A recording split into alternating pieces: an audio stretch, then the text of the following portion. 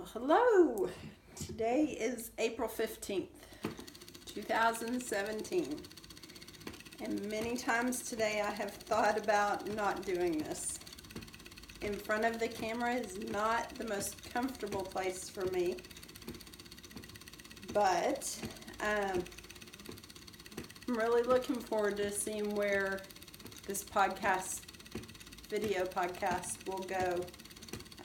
Once I start having other people on here to talk about their experiences with various crafts, but specifically the fiber arts. I should introduce myself. My name is Michelle Holler. I am a Hopeful Holler Makes on Instagram. And if you've already looked at my YouTube, you've seen a video of me attempting to learn the hammer dulcimer approximately 7 years ago. Not much has changed from my dulcimer playing.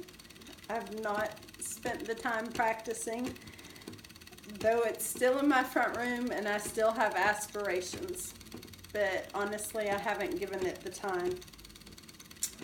So, if there's any hammer dulcimer players out there and you have advice aside from practice, which I do think is the most important part, I would greatly receive that. So, again, this is my very first podcast, and I know that in time many things will change. So I'm just going to tell you a little bit about me to begin with. Not everything, because I think that's always kind of uncomfortable when you meet someone and first 15 minutes you know their entire life story.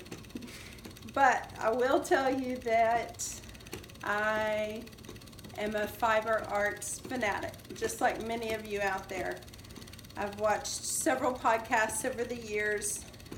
My very first podcast that I listened to, that was one of my all-time favorites, is Cast On with Brenda Danes. And I miss her. Brenda, if you're out there, if anybody knows where Brenda is, she was just really inspiring and encouraging. Though she has experience in broadcasting, had experience in broadcasting when she started her podcast, I loved the conversational ways that she presented each episode, and the way she'd go out to the woods and explore. I am a neighbor. I'm not going to have any editing to begin with. I just gave myself that perimeter because I know I can be perfectionistic to the point where I'll just stop it before I start it. And the best way that I've ever overcome that is just keep going. Flaws and all. So hopefully you'll go with me on that journey. So I do live in the city, and we don't live anywhere near the country actually, but I do have 4 chickens, a bunny, and a hedgehog. I have a garden, and I say garden because oftentimes when I talk about my garden, I think that people might assume, because I am truly blessed by it, that it is this beautiful, picturesque, perfect garden, and it's not. It's kind of a hot mess.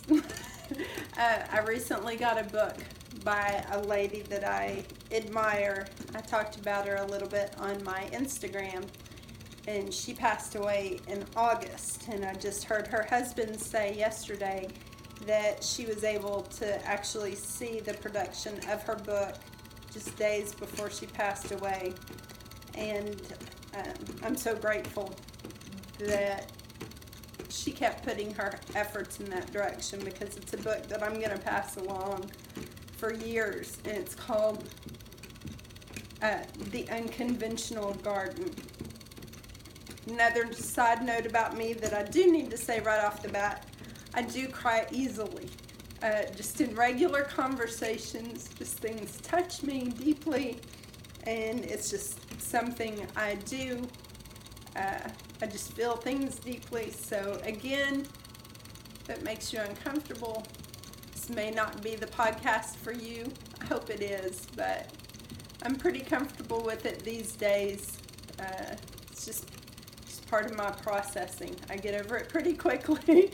I don't sit around and cry all day, every day. But I do get emotional.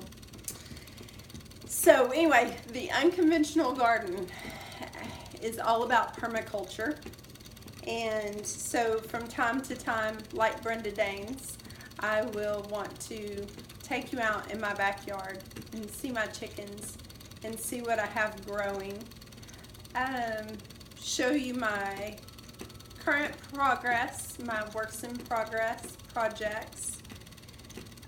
There might be a little bit of Blue October thrown in there, because if you follow my Instagram and you get to know me, you will know I really love Blue October, which brings me to the point of my why in this podcast.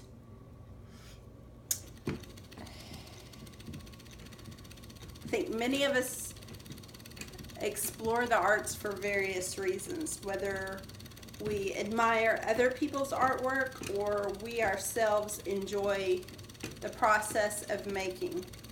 It is my truest belief that we are all artists. And different people have different ideas of what that word means, but for my purposes, I believe that we are all creators, that we have a choice to make something of our lives and the situations that we've been given. So that's one of the main threads that I would like to weave into this podcast. You knew it was coming. How can you not? So many fun little yarny innuendos, if you will. So anyway, for me, as I said, the fiber art specifically, as well as other things, just help me to process all of the many emotions that I happen to have. And growing up, I thought it was just me. Why couldn't I be normal?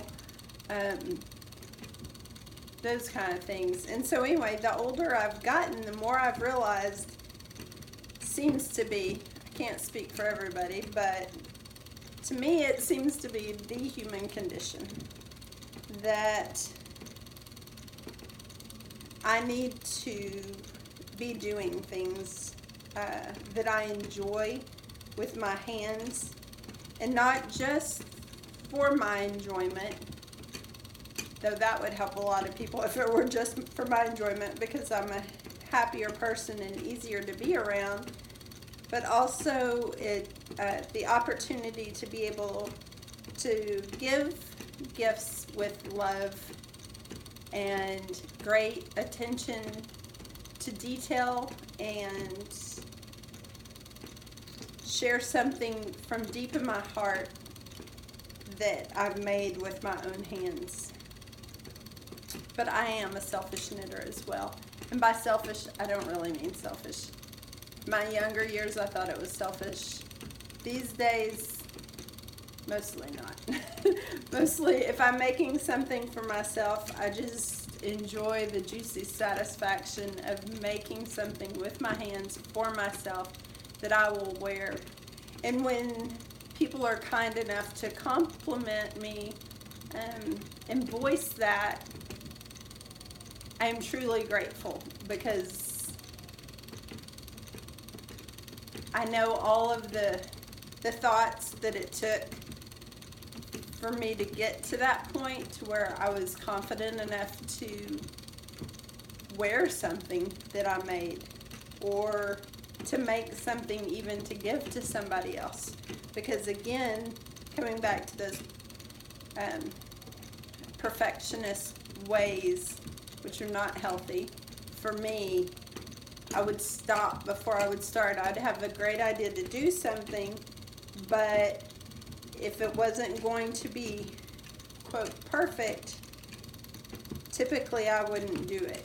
And so somewhere in my mid-20s, a lot of different things happened, and I came to realize nothing is perfect that I will ever make with my hands. But the love behind the project, again, whether for myself or for someone else, those are the things that matter. And steadily I continue to allow myself that opportunity to just go ahead and make the thing, whatever the thing is, the garden, the cake, the relationship, whatever, that nothing is going to be perfect, but enjoy the process.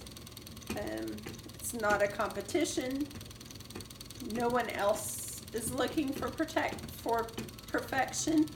And I've come to find that those that would criticize me, actually out loud into my face,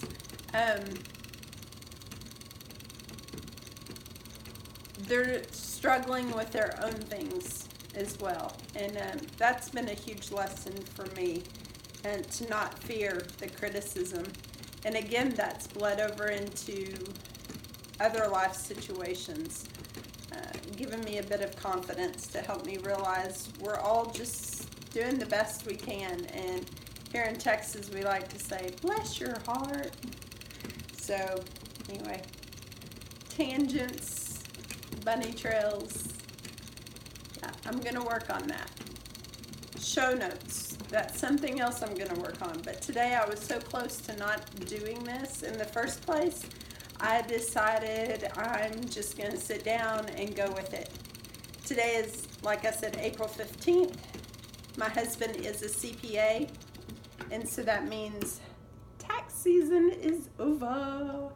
He has worked very hard, and so we will probably be having a nice little dinner together, which doesn't happen hardly at all during tax season, so from January to April 15th. So I'm looking forward to that.